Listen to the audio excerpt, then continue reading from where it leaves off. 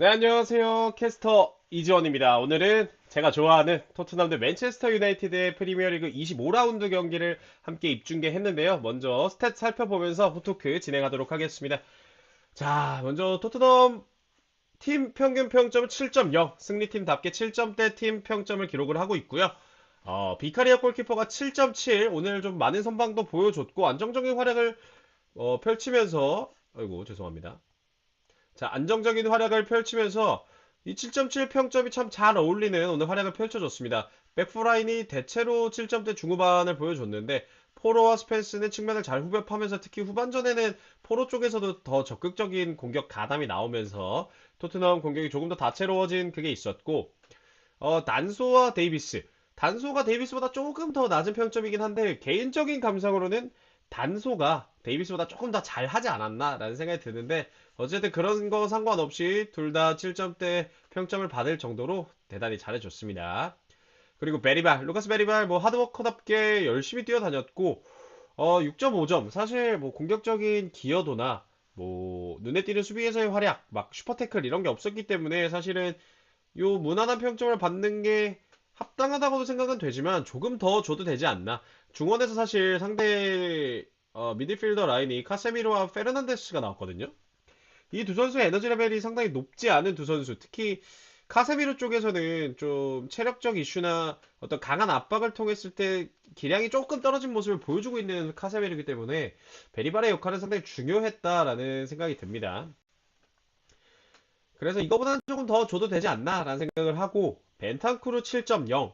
사실 벤탄쿠르가 탈압박적인 모습 그리고 공격 가담에서 상당히 좋은 모습을 보여줬어요. 벤탄쿠르 7.0 괜찮은 것 같고 다만 옆에 십자가 표시가 이렇게 떠 있는 것처럼 다리를 조금 절면서 나갔고 나가서 무릎에 아이싱을 하고 있었던 장면이 있기 때문에 그 부분을 조금만 더 팀에서 신경을 써주면서 좀 부상 관리를 했으면 좋겠습니다. 그리고 클루셉스키 6.3.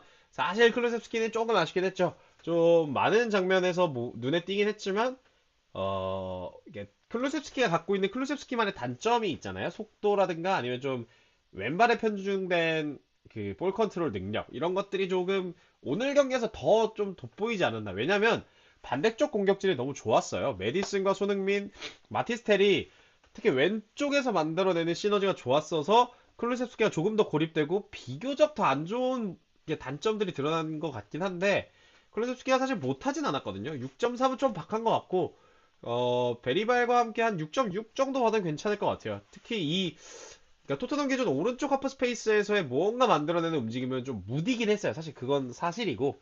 그렇기 때문에 좀 아쉬웠던 건 맞죠. 6.3은 좀 박하지 않나.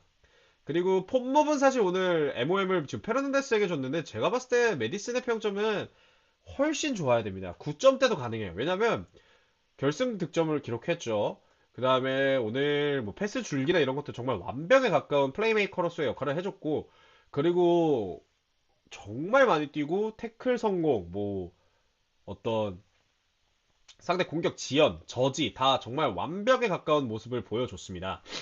그리고 손흥민 선수 뭐 역시 잘했죠. 특히 최근에 사실 손흥민 선수는 좀 개인적인 생각인데 부담감을 갖기 시작한 순간부터는 이타적인 플레이를 하려 하고 조금은 답답해지는 플레이 스타일을 갖고 있는데 오늘은 정말 예전에 손흥민을 보는 것처럼 시원시원하게 스프린트하고 과감하게 1대1 하고 컵백 주고 안으로 들어와서 슈팅 때리고 굴절돼서 나가도 강하게 때려보고 하는 제가 좋아했던 손흥민 선수의 모습이 나왔기 때문에 오늘은 정말 잘해줬다고 생각을 합니다. 그리고 마티스텔 사실 마티스텔이 찬스를 살렸다면 토트넘이 조금 더 편하게 가지 않았을까 한두 골 정도는 더 넣을 수 있었다고 생각을 하는데 마티스텔도 번뜩이는 자신의 재능은 보여줬고 다음번에는 좀 골로 결실이 더 났으면 하는 바람이 있습니다. 그리고 가르나초 7.1 딱 말하겠습니다.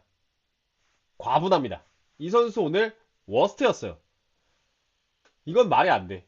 그러니까 맨유가 그러니까 저는 토트넘 팬으로서 편파 중계를 했지만 중립적인 입장에서 보면 맨유가 거기서 가르나초가 득점을 했으면 그러니까 비카리오와의 1대1 상황, 전반전에 있었던 1대1 상황에서 득점을 했으면 아마 맨유가 이겼을 수도 있고 훨씬 쉽게 흐름을 가져왔을 거예요. 근데 거기서 홈런을 때렸고 이후에도 볼 컨트롤 미스, 중요한 상황에서 그 홈런이 신경 쓰였는지 약한 슈팅 등으로 결정적인 찬스를 많이 좀 놓쳤어요. 그래서 사실은 가르나초는 7.1은 좀 과하다. 7.1은 지금 마티스텔보다 잘했다는 건데 절대 못하면 못했지 잘하진 않았거든요.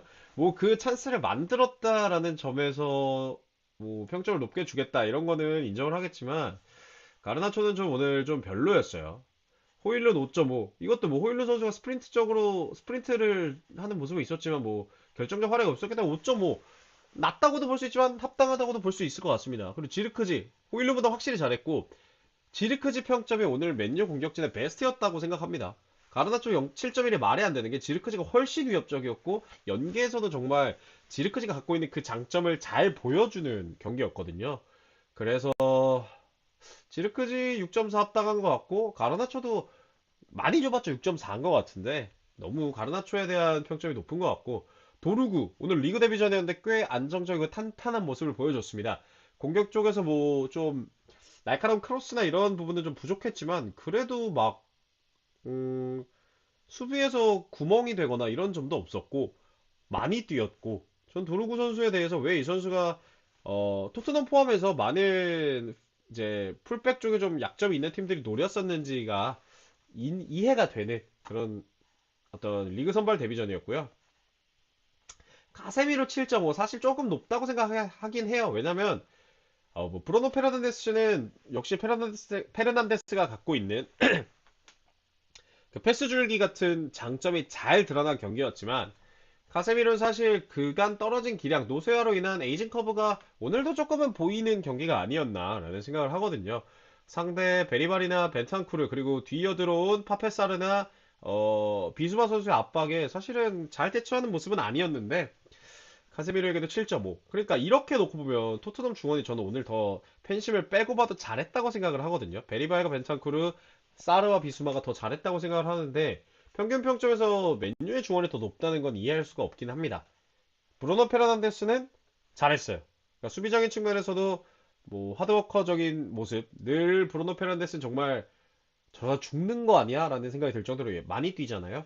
그런 모습을 잘 보여줬고 그리고 롱패스 그리고 공격에서의 연계 짧은 패스, 스루 패스 다 정말 페르난데스 다운 좋은 그런 모습을 보여줬고 정말 잘했고 날로도 경기 초반에 좀 위협적인 장면이 있었지만 결국 후반으로 갈수록 공격 쪽에서 침묵을 했고 수비적인 측면에서도 사실 벗겨지는 장면이 꽤 나왔어요. 토트넘이 득점으로 이어가질 못해서 그렇지 오히려 오늘은 그간 잘해줬던 달로 쪽에서 좀 문제가 많이 생겼던 맨체스터 유나이티드였습니다. 그만큼 오늘 토트넘의 왼쪽 라인 메디슨, 손흥민, 벤탄쿠르 그리고 텔도 좀 왼쪽에서 옮겨서 요 하프 스페이스에서 많이 뛰었고 그런 상대의 어떤 좋은 활약과 맞물려서 달롯도 오늘 좀 부진했다고 생각이 듭니다. 그리고 제일 이해 안 되는 것 중에 하나 더리우트.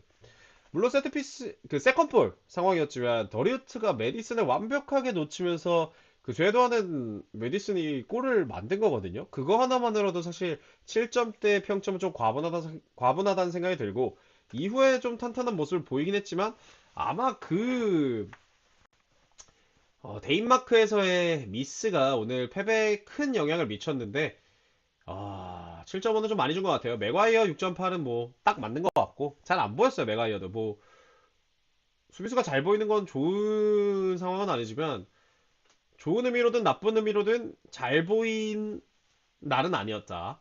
그리고 마즈라위는 오르는 오른쪽 스토퍼로 나섰는데 역시 무난한 활약. 맥과이어와 마즈라위 정도의 평점은 괜찮은 것 같아요. 그리고 오나나. 오나나는 더 줘도 됩니다. 오늘 오나나가 거의 메뉴를 살렸다라고 봐도 돼요. 비카리오만큼 줘도 될 것 같은데 비카리오가 지금 평점이 수정이 돼서 8.6으로 올랐는데 비카리오도 정말 잘 막았고 오나나도 정말 잘 막았습니다. 둘 다 8.6.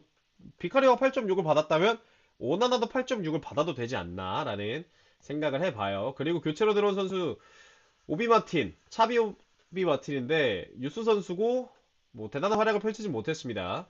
파페 마타르사르, 파페사르도 들어와서 잘해줬고 존스는 들어와서 많은 공격에 관여했지만 존슨 다운 조금은 판단이 느린 장면을 보여주면서 조금 답답함을 유발하긴 했는데 뛴 시간 감안하면 요 정도가 맞는 것 같고 아치그레이와 비수만 사실 한 10분 남짓 뛰었기 때문에 보여줄 수 있는 게 없었고 오도베르도 평점이 나오진 않았지만 번뜩이는 장면이 많았어요. 부상 회복해서 복귀한 경기이기 때문에 다음 경기에서 이거보다 조금 더 잘해주지 않을까라는 기대를 해봅니다. 그러면 일단 오늘 평점이 가장 높은 비카리오의 스탯을 조금 더 자세히 볼게요. 8.6, 출전 시간 90분 동안 6개 세이브를 기록을 했고 예상되는 실점이 0.98점이었는데 다 막았어요. 다 막았고 패스, 빌드업에서도 뭐 나쁘지 않았고 다이빙 세이브 3개, 박스 안쪽 슈팅 6개 막아냈고 그 다음에 리커버리 뭐 이거는 뭐 이제 회복에 대한 리커버리라는 거 다 아시죠? 잘 해줬기 때문에 사실 그렇죠. 비카리오가 그 경기 초반과 후반 초반에 상대가 진짜 연속으로 몰아치는 상황에서 막아내지 못했다면 아마 토트넘은 대패도 할 수 있었기 때문에 오늘도 비카리오 모드였고 왜 이 선수가 돌아왔을 때 후방이 이렇게까지 든든해졌는지를 증명한 경기였다고 생각을 합니다. 그리고 메디슨 선수. 메디슨은 제가 생각한 오늘 MVP예요. 득점을 제외하고서라도 정말 많이 뛰었고 공격 전개에서도 정말 눈에 띄는 활약을 해줬습니다.